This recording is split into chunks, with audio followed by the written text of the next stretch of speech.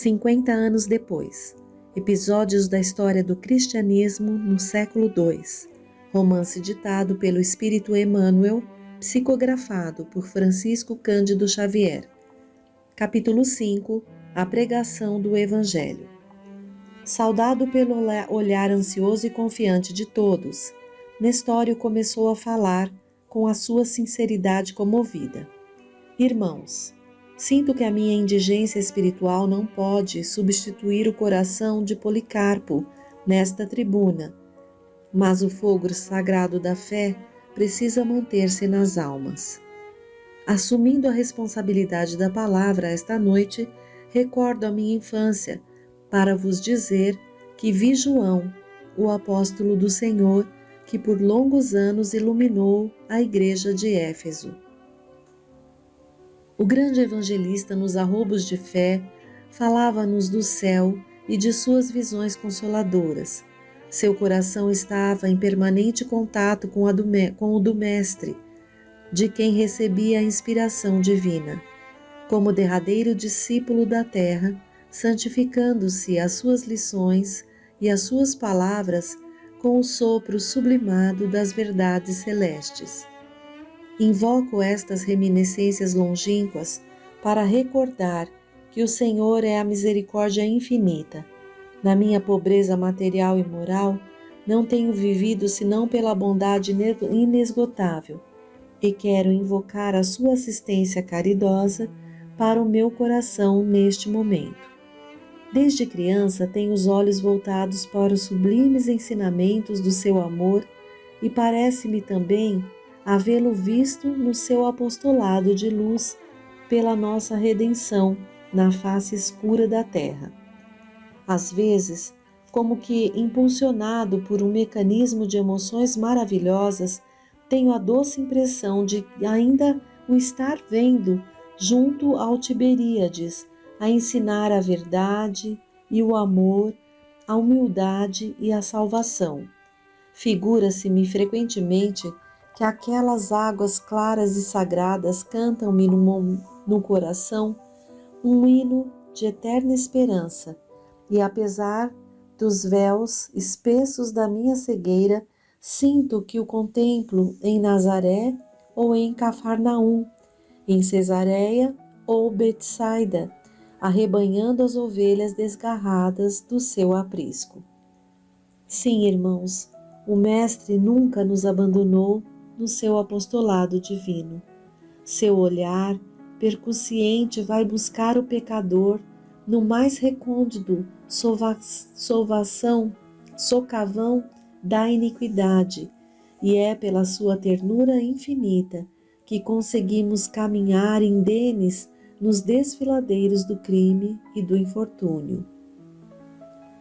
Por muito tempo, falou Nestório das suas lembranças mais gratas ao coração, sua infância na Grécia, as descrições suaves de João Evangelista aos discípulos queridos, as pregações e exemplos do Senhor, suas visões nos planos celestiais, as reminiscências do presbítero Johannes, a quem o inesquecível apóstolo havia confiado os textos manuscritos do seu Evangelho. Era tudo exposto à Assembleia pelo liberto com as cores mais vivas e impressionantes. Ouvia-lhe o auditório a palavra comovido, como se os espíritos transportados ao pretérito nas asas da imaginação estivessem contemplando todos os acontecimentos relacionados com a narrativa. A própria Túlia Sevina, que não conhecia o cristianismo senão pela rama, mostrava-se profundamente sensibilizada.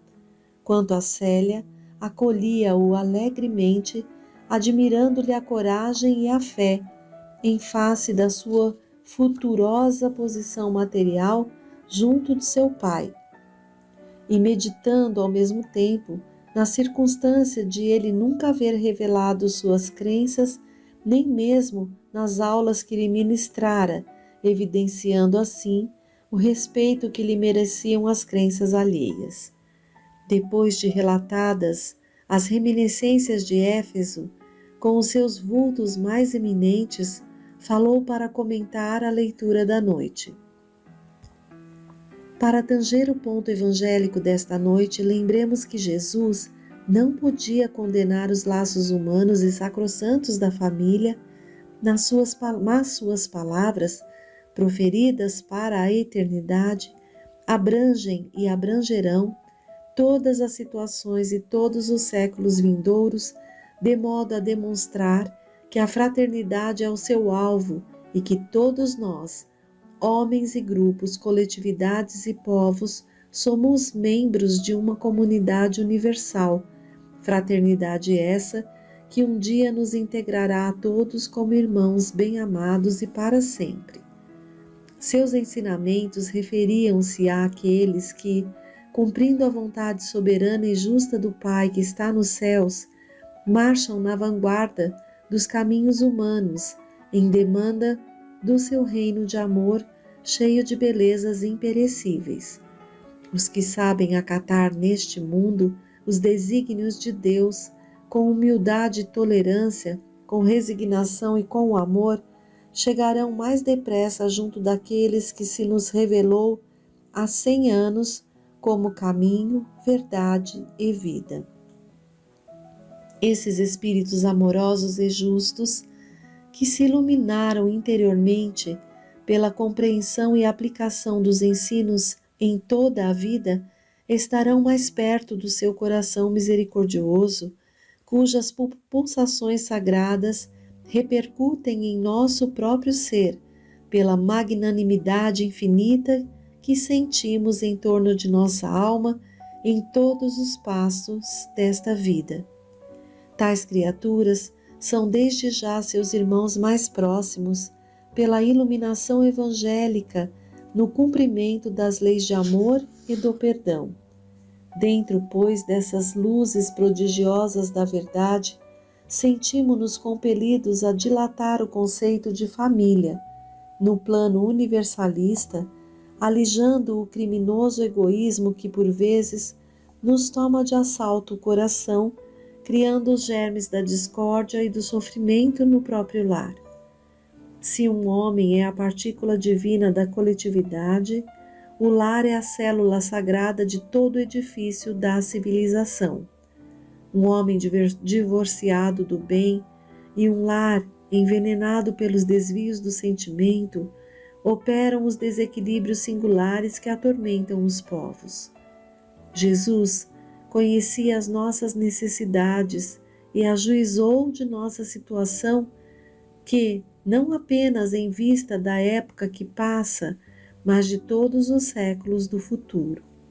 Acredito que o Evangelho não poderá ser integralmente compreendido em nossos tempos amargos de devassidão e decadência. Todavia, enquanto as forças mais poderosas do mundo se concentram nesse império, cheio de orgulho e impiedade, outras energias profundas trabalham o seu organismo atormentado, preparando o advento das civilizações do porvir. Até agora, as águias romanas dominam todas as regiões e todos os mares, mas dia virá em que esses símbolos de ambição e tirania hão de rolar dos seus pedestais numa tempestade de cinzas e de sombras. Outros povos serão chamados a dirigir os movimentos do mundo, mas enquanto o espírito agressivo da guerra permanecer entre os homens, qual monstro de ruína e de sangue, é sinal de que as criaturas não se realizaram interiormente para serem os irmãos do Mestre, puros e pacíficos. A Terra viverá suas fases evolutivas de dor e de experiências dolorosas, até que a compreensão perfeita do Messias floresça em todo o mundo para as almas. Até agora, o cristianismo tem medrado com as lágrimas e o sangue dos seus mártires, mas os Espíritos do Senhor, cujas vozes ouvi na mocidade, nas sagradas reuniões da igreja de Éfeso, asseveravam aos discípulos de João que não levará muito tempo O proselitismo do Cristo será chamado a colaborar nas esferas políticas do mundo para dissipar a treva e a confusão da sua rede de enganos. Nessa época, meus irmãos, talvez que a doutrina do Mestre venha a sofrer o insulto daqueles que navegam no vasto oceano dos poderes terrestres, cheios de vaidade e despotismo. É possível que espíritos turbulentos e endurecidos tentem subverter os valores da nossa fé, desvirtuando-a com as exterioridades do politeísmo, mas ai dos que operarem semelhante atentado em face das verdades que nos orientam e consolam. Nos esforços da fé, jamais esqueçamos a exortação do Senhor às mulheres de Jerusalém, que pranteavam ao vê-lo avergado sobre um madeiro infamante. Filhas de Jerusalém, não choreis por mim, chorai por vós mesmas e por vossos filhos, porque dia virão em que se dirá: ditosas as estéreis, ditosos os ventres que nunca geraram, os seios que nunca amamentaram. Por-se-ão todos os homens a dizer aos montes: caí sobre nós, e às colinas, cobri-nos, porque, se assim procedem com o lenho verde, que se fará então com o lenho seco? Ai de quantos abusarem em nome daquele que nos assiste no céu e conhece nossos mais recônditos pensamentos, pois mais tarde, conforme o prometeu, a luz do alto se derramará sobre toda a carne e a voz do céu será ouvida na terra, através dos mais doces ensinamentos e das mais elevadas profecias. Se falharem os homens, hão de vir até nós os exércitos de seus anjos, atestando a sua misericórdia. É que, meus irmãos, o reino de Deus deve ser fundado sobre os corações, sobre as almas, e não poderá conciliar-se nunca neste mundo com qualquer expressão política de egoísmo humano ou de outras doutrinas de violência que estruturam os estados da terra. O reino do Senhor sofrerá por muito tempo a abominação do lugar santo, pela falsa interpretação dos homens, mas chegará a época em que a humanidade, hoje decadente e corrompida, se sentirá a caminho de uma Jerusalém gloriosa e libertada. Guardemos na mente a convicção de que o reino de Jesus não está nos templos ou nos manuscritos materiais que o tempo se incumbirá de aniquilar em sua passagem incessante, e sim que os alicerces divinos têm de ser construídos no íntimo do homem, de modo que cada alma possa edificá-lo por si mesma, à custa de esforços e lágrimas, a caminho das moradas gloriosas do infinito, onde nos aguardarão, depois da jornada, as bênçãos do Cordeiro de Deus que se imolou na cruz para nos redimir do infortúnio e do pecado.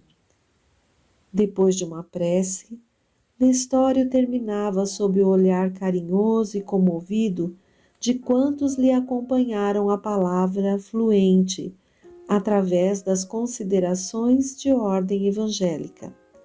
Alguns assistentes choravam sensibilizados, casando as impressões do orador com as suas próprias. Nessas assembleias primitivas, quando o messianismo doutrinário estava saturado de ensinamentos puros e simples, o expositor da Boa Nova era obrigado a elucidar os pontos evangélicos em relação com a vida prática de alguém que estivesse em dúvida. Assim foi que, após a elocução, numerosos confrades se acercaram do prolator, solicitando-lhe a opinião fraterna e simples. Meu amigo, perguntava um dos estudiosos presentes, Como explicar a diferença sensível entre os evangelhos de Mateus e de João, ou entre as narrações de Lucas e as epístolas de Paulo? Não foram todos apóstolos do ensinamento cristão e inspirados do Espírito Santo? Sim, esclareceu o interpelado, mas convenhamos que a cada trabalhador concedeu Jesus uma tarefa. Se Lucas e Mateus nos mostraram o pastor de Israel encaminhando as ovelhas tresmalhadas ao aprisco da verdade e da vida, Paulo e João nos revelaram o Cristo divino, Filho do Deus vivo, na sua sublimada missão universalista a redimir o mundo. Nestório obtemperava outro, pouco zeloso da paz interior pela meditação e pelo estudo. Que será de mim, vitimado pelas intrigas e calúnias dos vizinhos? Quero aprender e progredir na fé, mas a provocação da maledicência não mo permite. E acaso poderás ir a Jesus deixando-te encarcerar pelas opiniões do mundo? Explicava solícito o liberto de Ovídio. A ciência do bem viver não está somente em não nos incomodarmos com os pensamentos e atos de quem quer que seja, mas em deixar também que os outros se importem constantemente com a nossa própria vida. Mestre, exclamava ainda uma senhora de semblante idoso e triste, dirigindo-se ao ex-escravo. Meus sofrimentos extravasam o cálice. Rogai por mim, para que Jesus me atenda às rogativas. Irmã, respondia Nestório algo veemente, esqueceste que Jesus recomendou jamais nos chamássemos mestres uns aos outros? Não sou senão servo humilde dos seus servos, indigno de sacudir o pó das sandálias do único e divino Mestre. Não vos entregueis a tristezas e lamentações, porque no problema da fé, somente vós mesmas podereis dar a Jesus o testemunho do vosso amor e da vossa confiança. Ao demais, importa lembrar que a terra não é o paraíso, atentos à recomendação do Messias de que para atingir a ventura celestial é preciso tomar com humildade a vossa cruz e segui-lo. Nesse instante, rompendo a multidão de crentes em redor, Nestório reconheceu Célia e Túlia, que se acercavam atenciosamente. O liberto saudou-as, tomado de surpresa, enquanto a jovem lhe dirigia palavras de júbilo e simpatia. Nestório, exclamou Célia radiante, por que nunca me falaste das tuas convicções, da tua fé? Filha, nada obstante o meu fervor cristão, não podia menosprezar os princípios da família que me concedeu a liberdade. Ambos estavam alegres e felizes, experimentando o contentamento da mútua comunhão na mesma fé, quando uma surpresa maior lhes abalou o espírito. Continua.